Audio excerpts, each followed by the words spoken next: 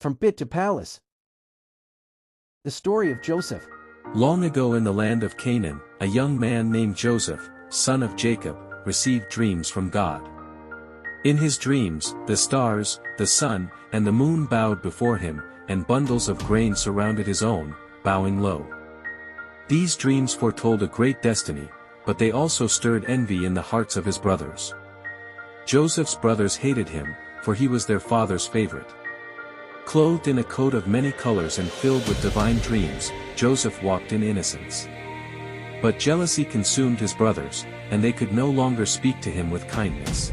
One day, Joseph was sent to check on his brothers in the fields. When they saw him from afar, they plotted against him. "Here comes the dreamer," they said. Stripping him of his coat, they threw him into a dry, empty pit, abandoning him to die. Just as death seemed near, a caravan of Ishmaelites passed by. The brothers, moved by greed, sold Joseph for 20 pieces of silver.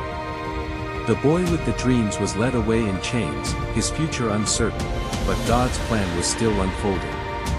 In Egypt, Joseph was sold to Potiphar, a high official of Pharaoh. Though a slave in a foreign land, God was with him. Joseph worked with excellence and integrity, and soon, he was placed in charge of Potiphar's entire household.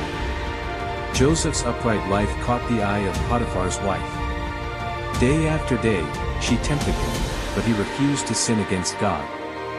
In anger, she falsely accused him of wrongdoing, and Joseph was thrown into prison, betrayed once again. Even in prison, the Lord was with Joseph. He gained favor with the warden, who placed him in charge of the other prisoners. Though confined, Joseph's gift of leadership and grace continued to shine in the darkness. One night, two of Pharaoh's servants had troubling dreams. Joseph listened, and by God's wisdom, interpreted them both. One would be restored to his position, the other would not survive. Joseph asked the cupbearer to remember him, but he was forgotten. 2 years later, Pharaoh himself had disturbing dreams. No one could explain them, until the cupbearer remembered Joseph.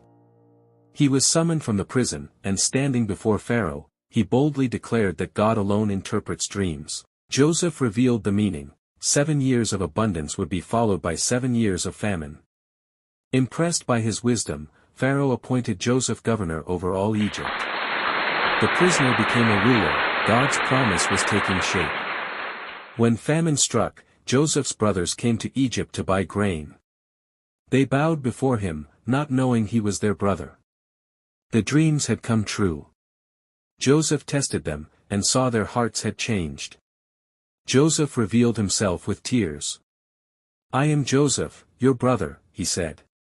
"Do not be afraid. What you meant for evil, God meant for good." Forgiveness triumphed over bitterness, and Joseph was reunited with his family, restored, and elevated by the hand of God.